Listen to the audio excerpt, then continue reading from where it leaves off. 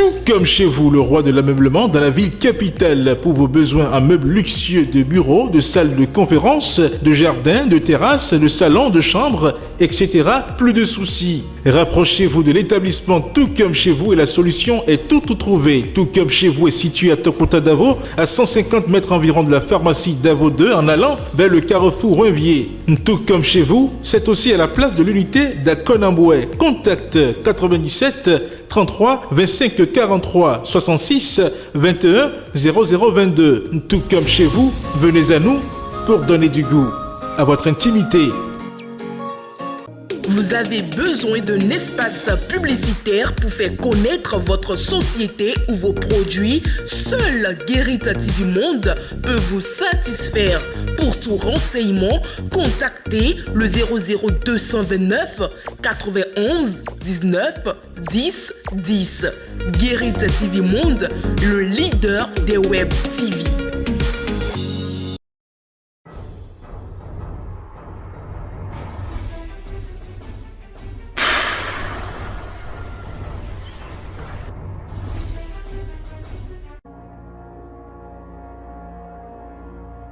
Nous sommes dans un autre numéro de votre émission Tour d'Horizon. Mesdames et messieurs, bien le bonjour. Qu'est-ce qui fait l'actualité dans les différentes parutions du 9 août 2023? La réponse avec Charles Alban Daoui dans la revue des titres. Fidèle internaute de Guérit TV Monde, bonjour. Mercredi 9 août 2023, voici les titres de quelques journaux. Les 4 vérités, haute autorité de l'audiovisuel et de la communication. Les 4 de presse distribués dès ce mercredi. Et toujours à la une de ce quotidien, l'on peut lire « Retrouvée morte à Grigny en France, la béninoise Déodate Armal, inhumée vendredi à Cotonou. » Quotidien, La Boussole. Conditions complexes de délivrance des cartes de presse. La PADEM Bénin dénonce les incongruités et le dilatoire de la HAC. Les fêtières CNPA et UPMB, malheureusement, en phase avec l'institution. Matin libre à présent, le quotidien s'intéresse à votre santé, diabète, tout savoir d'une maladie chronique. Et puis grâce présidentielle 2023, à quand la liste des graciés? Copargo, le pont Tanika, Coco, a cédé. Daibi Info, drame à Bomé-Calavi, le corps sans vie d'un homme pendu retrouvé. Un tour dans le septentrion avec Dabarou Info, Donga, un pont reliant Copargo à Taneka Coco a cédé. Et puis en manchette, le quotidien, titre consommation des mets vendus au bord des rues à Parakou. La mort lente, à moindre coût et à portée de main. Lavage auto-moto à Parakou, il faut débourser plus pour l'entretien des véhicules. Et puis à Malanville, un chef de village et son conseiller égorgés par des individus armés. Le Béninois libéré, à présent, piètre figure au 9e jeu de la francophonie. Les Béninois au pays après leur virée touristique. Nord-Bénin, renaissance de l'autonomie africaine, un avenir en marche. Et pour finir, les vacances à Lokossa, ennui et contraintes se corsent. Fidèle internaute de Guérit TV Monde, ce sera tout pour la revue des titres de ce mercredi 9 août 2023. À demain.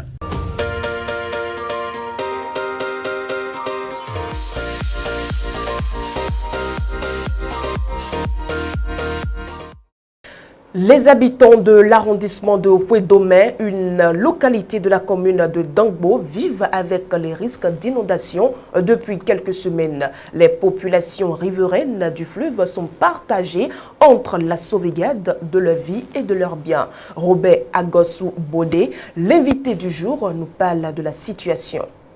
À cette période de l'inondation, nous souffrons beaucoup. Nos habitants souffrent beaucoup. Et même protéger les enfants, c'est des difficultés pour eux. Parce que les enfants qui savent déjà marcher, en ce temps-là, à des moments donnés, même en s'amusant, quand ils courent de la chambre, ils viennent un peu devant, c'est fini, ils tombent dans l'eau. Et s'il n'y a pas d'urgence là pour les sauver, on parle du noyade dans ce moment-là. Même ça arrive même, et on enregistre des cas de décès. Et on essaie de gérer comme ça, mais à des moments donnés, si l'eau dépasse un niveau donné, on les invite même d'aller au plateau, mais ils refusent de quitter le milieu parce qu'ils ne savent pas si de quoi ils vont se nourrir là-bas, de quoi ils vont se loger, de quoi ils vont se vêtir, alors que à des moments donnés, la mairie prend la précaution pour pouvoir les héberger, mais ils refusent toujours de sortir du milieu. À l'approche de l'inondation, nous faisons la sensibilisation de masse et de proches même pour pouvoir les avertir de prendre les précautions nécessaires. Pour pouvoir réduire ces genres de cas de noyade. Et puis, on donne aussi l'autorisation. D'abord, les CV, ils savent déjà qu'à ces périodes-là, ils sont censés de prendre part de porte à porte pour pouvoir sensibiliser les femmes, surtout les femmes, parce que les garçons ne restent pas à la maison. Mesdames et messieurs, nous ouvrons à présent le forum de discussion avec Charles Alban Daoui, mais juste après cette virgule.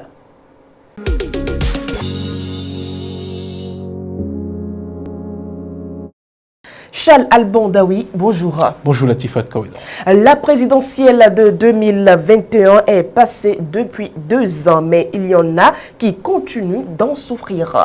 Oui, absolument, il y en a qui continuent d'en souffrir. Et comme vous le dites, 2021, 2023, ça fait déjà 2 ans.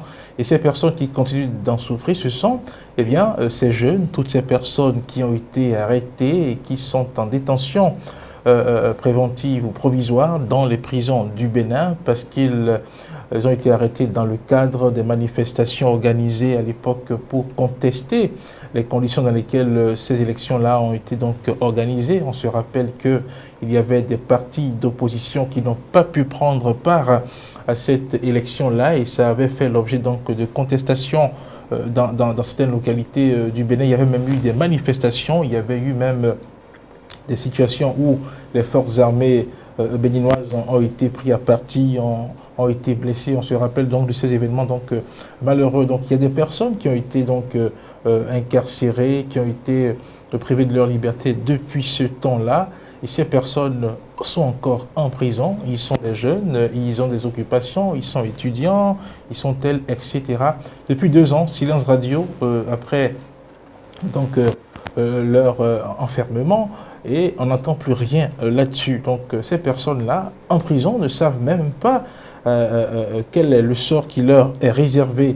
Ils sont là un peu comme si on leur avait dit, ils vont rester là pour l'instant. Quand on aura le temps, on va s'occuper de vous. C'est une situation qui, dans un pays de droit, dans un pays où quand même la justice est censée être rendue à tous les citoyens, c'est une situation qui n'est pas normale, il faut le dire.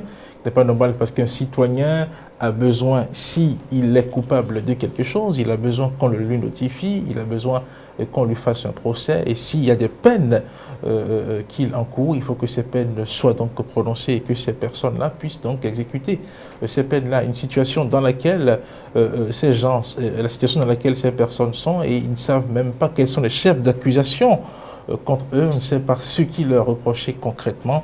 Je pense que ce n'est pas bien. Il faut que la justice se saisisse de cette situation-là et la clarifie. Parce que oui, il y a eu bien d'autres faits, bien d'autres actions qui ont été posées par la suite par des personnes qui ont été mis en prison et qui par la suite ont déjà connu leur sort. Quand on prend même les opposants, ceux qui sont en prison actuellement, à savoir Joël Aïvor et puis Rekia Madougou, on a vu comment est-ce que bien leur dossier a été pris en compte et ils ont été jugés. Ils savent qu'ils en ont l'un pour 10 ans et l'autre pour 20 ans. Ça, c'est une autre situation. Mais ceux-là dont on parle, c'est des personnes qui ne savent même pas si ce qu'ils ont commis comme acte et qui justifie leur emprisonnement, et si c'est 1 an de prison, ils auront à faire, si c'est 2 ans, si c'est 3 ans, si c'est 4 ans de prison, qu'ils auront à faire. Donc, une situation qui n'est pas normale. Il faut donc que la justice, finalement, se saisisse de ces dossiers-là et les vide pour que les personnes sachent concrètement qu'est-ce qu'on leur reproche et ce qu'il y a comme peine qui les attend donc en prison. Sinon, rester là, enfermés, sans lendemain, sans savoir quand est-ce qu'on va ouvrir son dossier, je pense que ce n'est pas une situation agréable.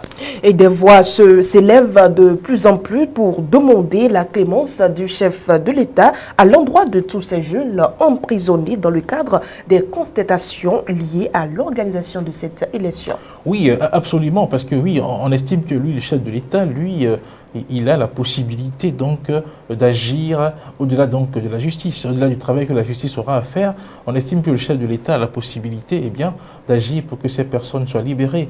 Et ça fait partie même des raisons pour lesquelles le parti d'opposition, par exemple les démocrates, ne s'est pas affiché lors des manifestations officielles du 1er août dernier, parce que le président d'honneur du parti des démocrates a dit qu'il ne conçoit pas que des jeunes qui sont étudiants et qui peut-être sont déjà inscrits dans nos facultés en pleine année académique, ils ont été incarcérés et depuis n'ont pas été libérés. Il y en a plein qui sont dans cette situation-là et que dans une telle situation que lui, il vienne s'afficher donc aux côtés du chef de l'État dans le cadre donc des festivités du 1er août. Ça fait partie des raisons qui ont été évoquées pour boycotter donc cette cérémonie officielle-là. Donc oui, des voix s'élèvent pour demander au chef de l'État d'agir. Oui, c'est normal que l'on réfléchisse ainsi. Mais comme je l'ai dit, il serait bien que la justice fasse son travail pour qu'on sache concrètement eh bien, qu'est-ce qu'on reproche à ces personnes-là et que ces personnes sachent que oui, ils encourent telle peine ou du moins qu'ils sont condamnés à telle peine. Et là, le chef de l'État peut agir. Si la justice ne fait pas son travail, il sera difficile pour le chef de l'État d'agir. Quand on reste dans la logique et quand on reste dans comment dirais-je, l'ordre normal des choses. Mais si on laisse tomber cela, je pense que le chef de l'État, vu tout ce qui a été dit, tout ce qui a été fait, ça et là, dans le cadre de la pacification, comment dirais-je, du paysage politique au Bénin, il peut prendre sur la responsabilité de faire quelque chose pour que ces personnes-là, ces jeunes-là, puissent être libérés et puissent retourner donc à leurs occupations et ceux qui sont étudiants puissent retourner dans les amphis pour leurs études. Parce que oui, il ne sert à rien de tirer sur la corde. Elle finira donc par se casser. Nous avons vu dans les pays où on a connu des situations plus graves, plus difficiles, en Côte d'Ivoire ici, on se rappelle qu'il y a quelques années, des contestations, des affrontements ont fait plus de 3000 morts. Mais aujourd'hui, ces personnes-là, les protagonistes de cette situation, se retrouvent encore en terre ivoirienne et ceux qui ont pris part à ces choses-là, il y en a qui ont été amnistiés, il y en a qui ont été graciés. Donc je pense que la situation du Bénin n'est pas si grave que cela et que donc on peut humainement regarder dedans et agir pour que la situation puisse revenir à la normale et que les parents qui ont des enfants dans ce genre de situation-là puissent avoir la paix du cœur et puissent, comment dirais-je, cesser d'être pensif tout le temps. Donc oui, le chef de l'État, même si la justice n'a pas encore saisi ces dossiers, le chef de l'État peut faire quelque chose pour donc décanter la situation. Merci à vous, Charles Alban Daoui. C'est moi qui vous remercie. Mesdames et messieurs, c'est la fin du forum de discussion du 9 août 2023. Voici la dernière rubrique de votre émission Tour d'horizon.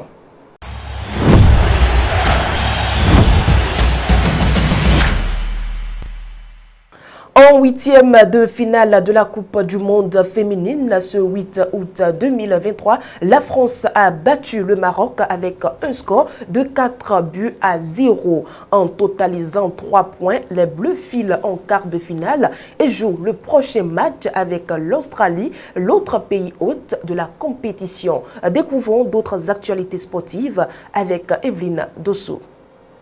Après le succès de la deuxième édition à Adjara, ce sera la ville d'Abomey qui abritera l'apothéose de cette troisième édition du championnat national scolaire 2023. Ainsi, du 13 au 20 août 2023, le stade Omnisport de Goro à Abomey accueillera des élèves d'une cinquantaine de collèges issus des phases communales et départementales pour la grande compétition. Le football féminin et masculin, le basketball féminin, le handball masculin et même l'athlétisme mixte seront au programme. C'est non seulement une semaine de compétition féroce, mais aussi une opportunité pour 1067 élèves de vivre l'excitation du sport et de l'esprit d'équipe.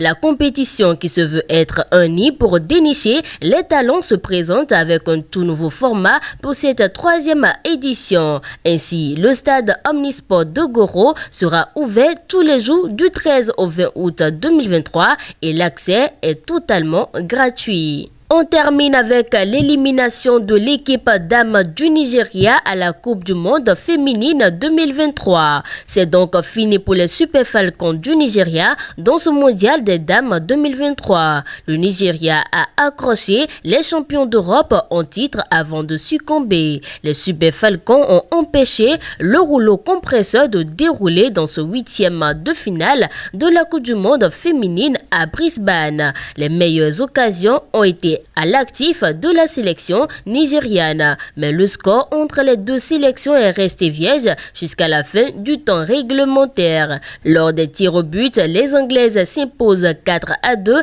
et filent en quart de finale. Elles vont défier au tour suivant le vainqueur de la rencontre entre la Colombie et la Jamaïque. Malgré leur défaite, ces Nigérianes ont néanmoins tenu tête aux Anglaises durant la rencontre. Si vous ne trouvez pas de chaussures à vos pieds, ne perdez pas votre temps, marchez les pieds nus. Mesdames et messieurs, c'en est donc terminé pour ce numéro de votre émission Tour d'Horizon. Merci de votre aimable fidélité et à demain.